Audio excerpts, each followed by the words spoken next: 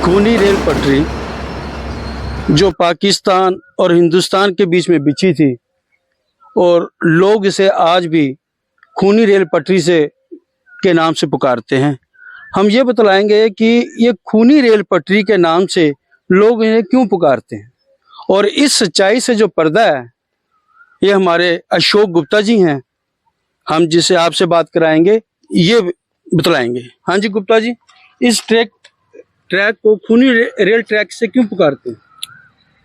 इस ट्रैक को खूनी ट्रैक से पुकारा जाता है इसलिए कि इस जब ट्रेन जाती थी इधर से, तो हिंदुस्तान पाकिस्तान के समय बंटवारा हुआ था, लोगों को लेके जाती थी पाकिस्तान की तरफ और लाहौर से हिंदुओं को लेकर फिरोजपुर की तरफ आती थी।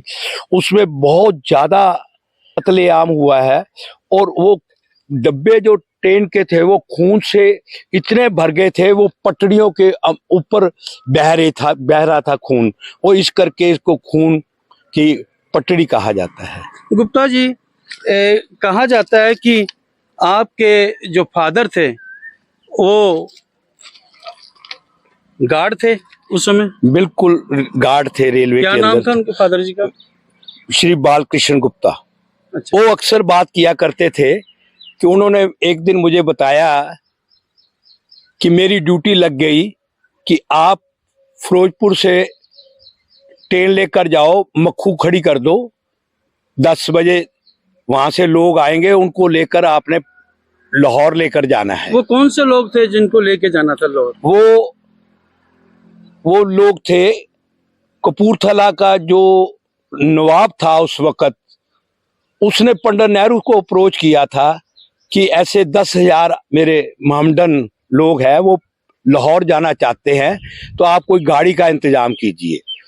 और उस वक्त फिरोजपुर के डीएस को मैसेज आया कि आप गाड़ी का इंतजाम करें और उनको लेकर लाहौर छोड़कर आए।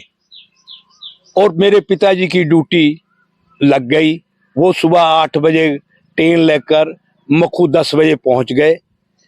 वो 10 बजे से लेकर 11, 12, 1 बजे तक, 1:30 बजे तक इंतजार करते रहे, लेकिन कोई भी ना आया।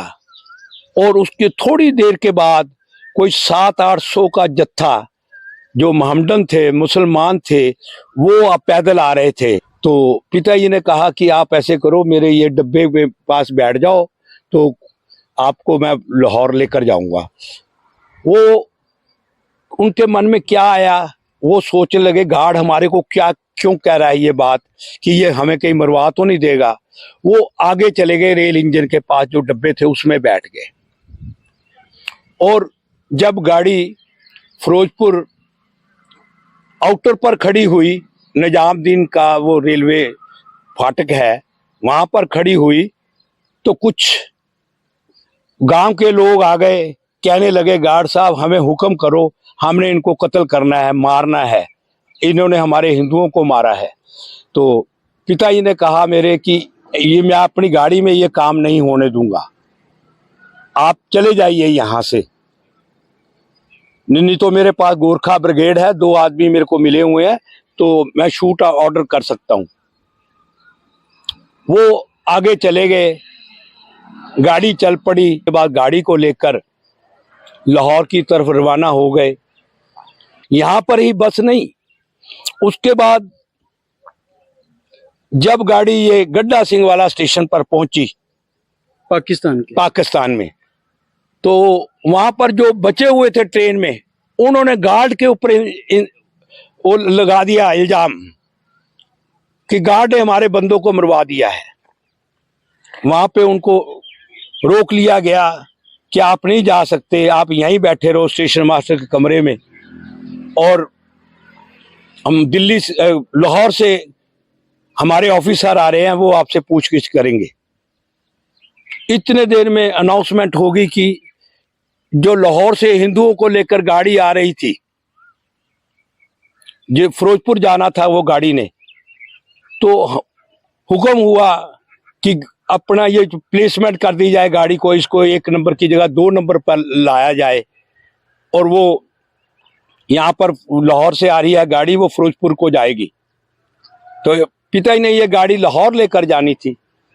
जब उनको ये अनाउंसमेंट स्टेशन मास्टर ने बताई, उन्होंने गाड़ी स्टार्ट की, ड्राइवर को से बात की, कुछ ऐसी बात की, और गाड़ी जब इंजन उसका फिरोजपुर की तरफ हो गया और उन्होंने गाड़ी को ऐसे भगाया, मान लीजिए कि आप 10 मिनट के अंदर, जो 8 मिनट के अंदर गाड़ी फिरोजपुर सिटी स्टेशन के बाहर खड़ी हो गई। उसके ऊपर पथराव भी हुआ, गोलियां भी चली, लेकिन आज भी जो डीआरएम ऑफिस का रिकॉर्ड है उसमें ये एंटर है रिकॉर्ड के अंदर कि गाड़ी को भगाकर फिरोजपुर सिटी स्टेशन पर लाया गया। क्योंकि उनको, मेरे पिताजी को अपनी जान का खतरा हो गया था, उनके ऊपर ट्रायल हो सकता वो आते ही ना था, हमें मिलते ही ना। इस करके ये जो ट्रैक है, जो फिरोजपुर से लेकर सैनी वाला बॉर्डर तक, स्टेशन तक, जो सैनी वाला स्टेशन है, वो ट्रैक अब भी लोग उसको खूनी ट्रैक से पुकारते हैं। गुप्ता जी, बताया जाता है जब आपके फादर जब पाकिस्तान से गाड़ी लेके यहाँ आ गए थे एकदम अपनी जान बचाने के लिए, उसके बाद फिर दोबारा उनको कहा गया कि वहां पर हमारे हिंदू लोग आए हुए हैं कसूर, आप ट्रेन लेके जाएं दोबारा और उनको वापस लेके आए। और मुझे तक, यहाँ तक मैंने आपके फादर का एक इंटरव्यू किया था, उन्होंने ये अपने इंटरव्यू में कहा था कि मैं दोबारा फिर गाड़ी लेके गया था।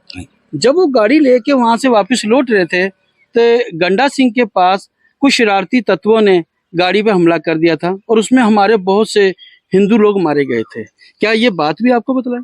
बिल्कुल, मेरे को बताया था कि रेलवे का हुक्म हुआ, रेलवे ऑफिसर का, कि आपने गाड़ी लेकर जानी है और वहां से हमारे लाहौर से भावलपुर की तरफ से कुछ हिंदू लोग आ रहे हैं, उनको तुमने लेके आना है। पिताजी ने एक बार तो मना कर दिया, लेकिन कोई गार्ड जाने को तैयार नहीं होता था। इनको फिर रिक्वेस्ट की, कहते ठीक है मैं जाऊंगा। ये दोबारा गाड़ी लेकर गए, वहां से हिंदुओं को लेकर आ रहे थे भावलपुर से। जब गाड़ी गंडा सिंह स्टेशन पर आई तो लोगों ने वहां पे पथराव कर दिया और ट्रैक के दोनों तरफ खड़े हो गए और पत्थरबाजी की। काफी हिंदुओं को चोटें लगी, काफी फट्टड़ हो गए, इवन कुछ लोग की डेथ भी हो गई, कुछ बहुत सीरियस जख्मी हो गए। उनकी वो इतना वो ताव जो था उनको पत्थरबाजी का और किनाला दे फायरिंग का मिला, उससे वो कुछ लोग मर गए। ऐसे हिंदुओं को लेके आ रहे थे, उसमें भी खून ऐसे टपक रहा था डब्बे के अंदर से। वो ट्रैक फिर जो था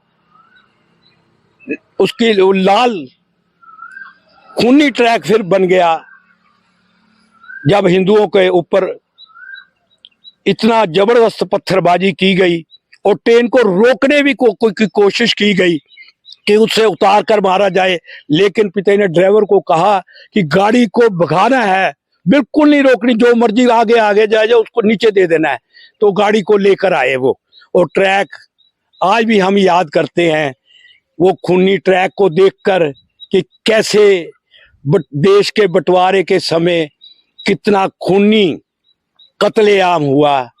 रोंगटे खड़े करने वाला है, और मेरे पिताजी बताया करते थे मुझे। ये है खूनी ट्रैक की कहानी।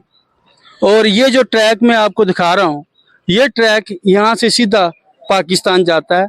और जो आपको बतलाया गया, गुप्ता जी ने बतलाया कि कत्लेआम हुआ गंडा सिंह के पास, और ये 8 किलोमीटर की दूरी पे था। और जहाँ मैं खड़ा हूँ इससे पीछे हुसैनी वाला रेलवे स्टेशन हुआ करता था।